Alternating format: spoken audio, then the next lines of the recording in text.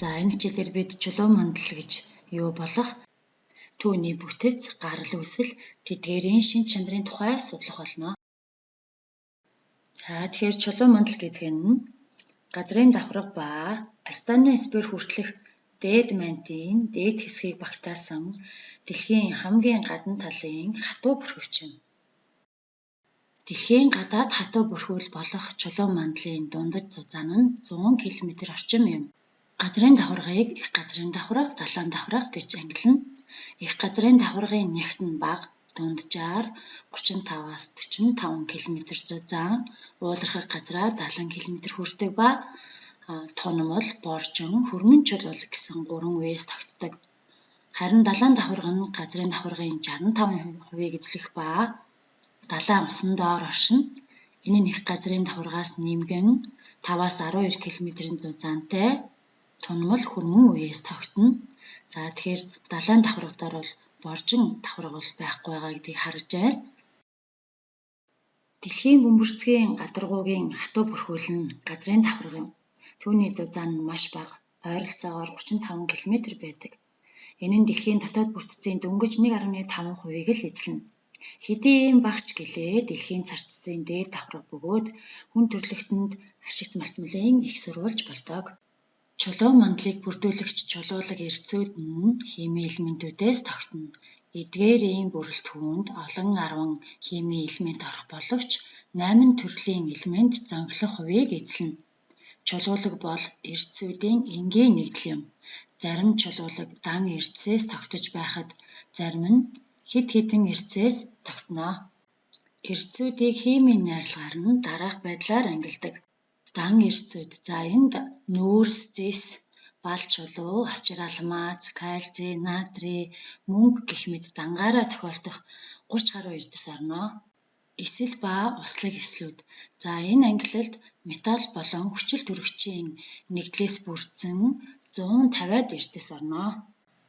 За харин сульфатын төрлийн эрдсүүд нь хөхөр болон хүчил төрөгчийг агуулсан байдаг. За ийм төрлийн эрдсүүд одоо манай дэлхий дээр 130-аад төрлийнх байдаг байна. За сульфидын төрлийн эрдсүүд нь найрлагандаа хүчил төрөгч агуулаагүй металлууд нь хөхөртэй нэгдсэн байдаг. За ийм төрлийн эрдсүүд манай дэлхий дээр 250 гаруй байна. За карбонатын төрлийн эрдсүүдэд нүүрс хүчлийн давас ба металл биш элементийн нэгдлүүд агуулсан эрдсүүд орно. За оюу, номин, доломит, за кальцит зэрэг 80 гаруй эрдэс багтана. За дараагийн ангилалд силикатууд. Силикатын төрлийн эрдсүүд бүх эрдсийн 3.1%-ийг эзэлнэ. Цахиур эсэл агуулсан гялтгануур, хээрийн жонш, анар, молор, баргил зэрэг бүлгийн эрдсүүд орно.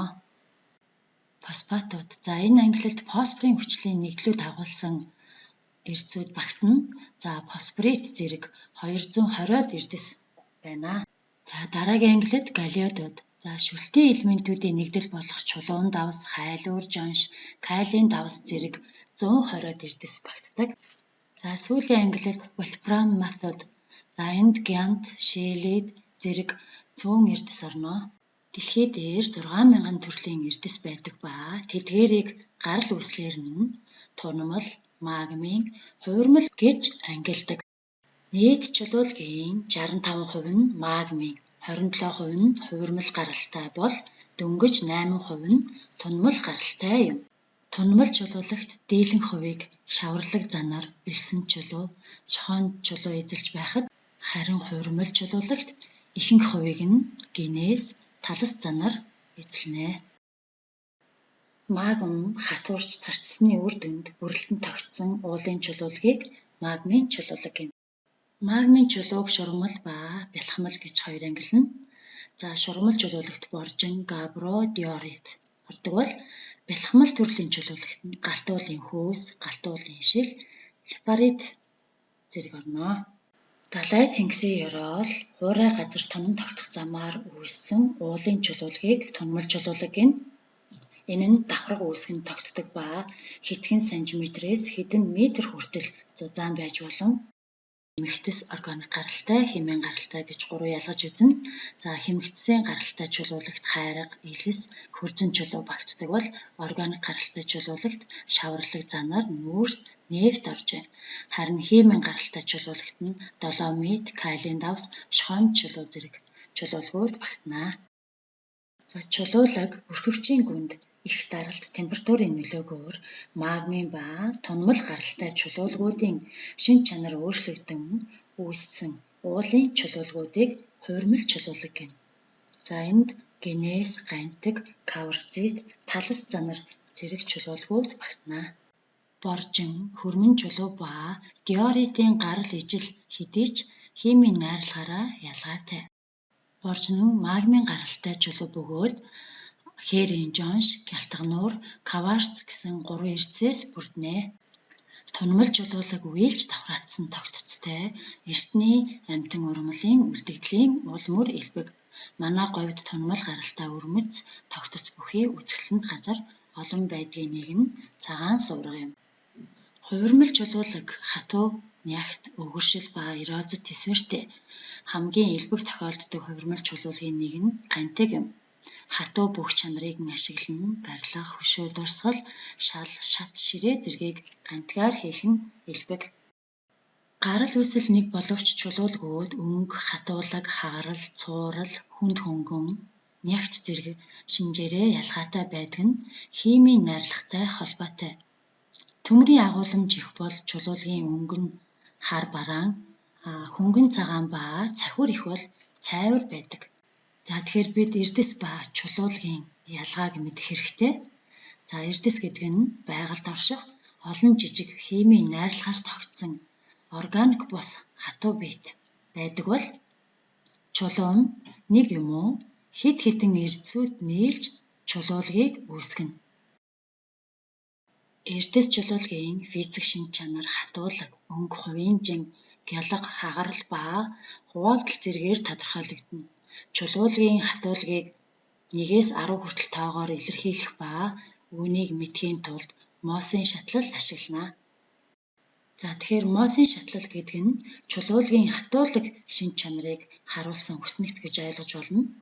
Хатуулаг нь мэдэгдэж буй эрдсээр тодорхойлох гэж буй эрдсээ зурж үзнэ. Зураас гаргаж байвал түүнээс зөөлөн, гарахгүй байвал түүнээс хатуу хэмээн тооцно. Хэрэв бэлэн эрдсүүд байхгүй бол өөр зүйлийг ч ашиглаж болно. Жишээ нь хумсны хатуулаг 2, зүү ган утганы хатуулаг 6, шилний хатуулаг 3 байна. Тэгэхээр бэлэн эрдсүүд байхгүй тохиолдолд эдгээр биетүүдийг ашиглан чулуулгын хатуулгыг бас тооцож болох нэ. За Мосийн шатлалын хүснэгтээс харахад эрдэс чулуулгын хатуулгын шин чанараараа хамгийн зөөлөн чулуулга нь танар, гөлтгөн, кальцит байхад харин хамгийн хатуу чулуулга нь алмаз, бадмаараг, молор зэрэг багтаж байна. За тэгэхээр байгаль дээр ийм хатуу зөөлөн шин чанартай чулуулгууд маш олноороо байдаг. Эдгээр чулуулгуудын нэрийг олж дэвтэртээ бичээрэй. За тэгэхээр багш та нарыг зөв олж нэрлсэн байхаа гэж найдаж байна. Хэрвээ алдаа байвал засаад аваарай. Тэгэхээр эдгээр эрдэс чулуулгууд нь бидний сайн мэдэх ашигт малтмалууд байна. Тэгвэл ашигт малтмал гэдэг нь аж ах үед ашиглаж болох байгалийн байдлаараа байгаа эрдэс чулуулгуудыг хэлнэ. Эдгээр эрдсүүдийг ашиглан дараах хүснэгтийг дэвтэртээ зурж гүйцээж нөхөөрэй.